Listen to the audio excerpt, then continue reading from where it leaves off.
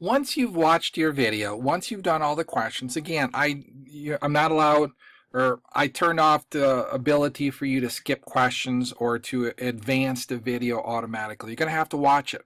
Now, one of the things you can always do is you can always rewatch the video, or you can back up to rewatch a section if you need to. And that's what I would suggest you do. Instead of going through the whole video, knowing that you've already haven't passed it, because every time you get to one, it'll tell you if you passed it or not. You might want to rewatch something. Now, if you come up to me and ask me to reset your edpuzzle and you're only this far because you got the first two wrong, I'm going to say no. I'm going to tell you that you're going to have to watch the entire video first, then you can redo it. And the reason for that is, what happens if you rewatch the video and all of a sudden you get these two right now, but then you get the next two wrong? So why not go through the entire video to see how you answer the last couple questions? So that way, if you have to redo it, well, then you'll have a much better chance of getting it right. So one of the big questions I get is, how do I know if I passed or not? Now, right here, it'll tell you all these that are green are ones that I've gotten correct. This one right here, if you watch, well, you won't watch this one. It was more of a question. It wasn't really a question, it was more of a comment. It just asked, did you notice anything? Did you notice that there was a connection between where the plate boundaries were and where the supervolcanoes were? It wasn't a question I had to answer. It just stopped, it paused, and then I just kept moving on. I can also go over here and click on the show results, and it'll give it to me.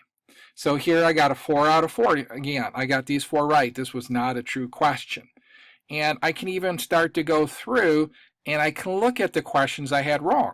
So if I would have gotten, say, this one wrong, and I would have gotten this one wrong, I can start to look at, okay, what would the correct answer be? So if I have to do it again, I'll get it right the next time.